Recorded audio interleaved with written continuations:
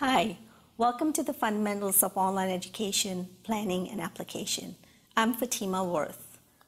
In the last session, we looked at some learning theories that were more established. And one thing that you need to remember is that these theories that we looked at, I only did a quick overview. So if you want more details, I've provided links to the readings. So you can click on these links and find out more about each of those theories.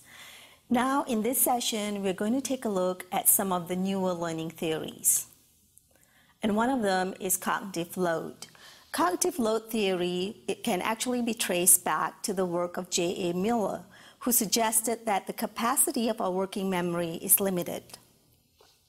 John Schweller is the one who actually developed this theory while he was looking at problem solving. And he said that to solve a problem, the learner needed a large amount of cognitive processing capacity. We just have a limited working memory, but we do have an unlimited long-term memory. And schemas are stored in long-term memory and can be recalled when needed.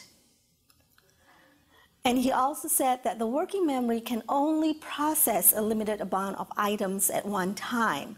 And he said the approximate number is about 7 plus or minus 2. So you can't seem to process more than that amount of information. Schemas are considered one item, even though the schema being recalled may be complex in nature. And information needs to be structured in such a way as to allow for the learner to be able to develop schemas. And they need to be able to do this quickly and automatically. And these schemas, once created, will be stored in the long-term memory and will therefore not tax the working memory, which is limited. And there are basically three types of cognitive loads. The first is intrinsic. And this refers to the inherent complexity of the task being performed. This is something that cannot be controlled because some tasks are just more difficult than others. And this can be managed by chunking content into smaller problems.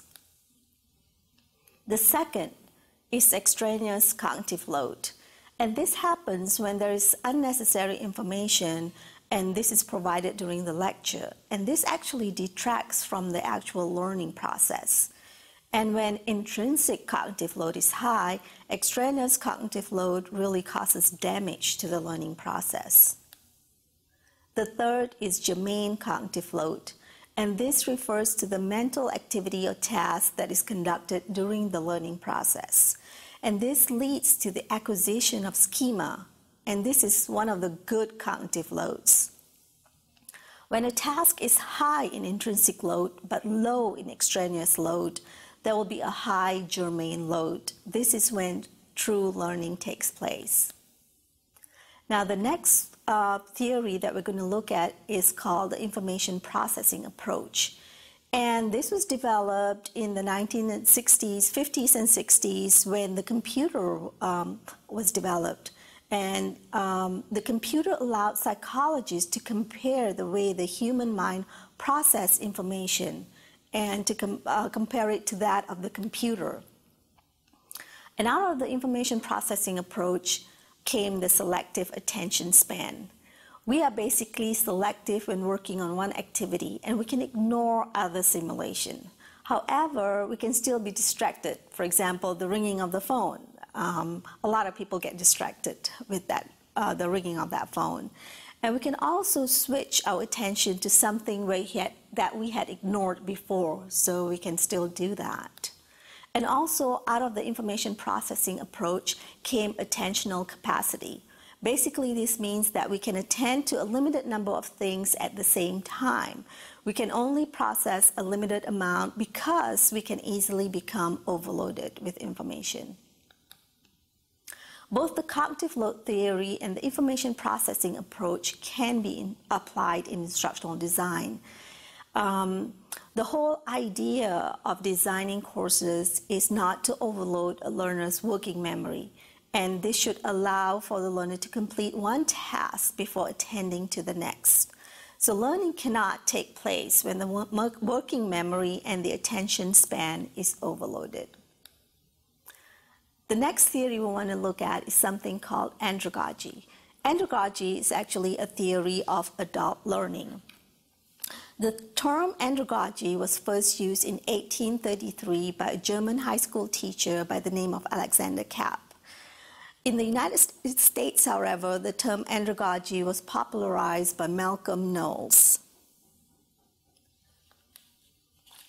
And Malcolm Knowles was actually introduced to the term by Dusan Savicevic, who attended the summer session in 1967 at Boston University.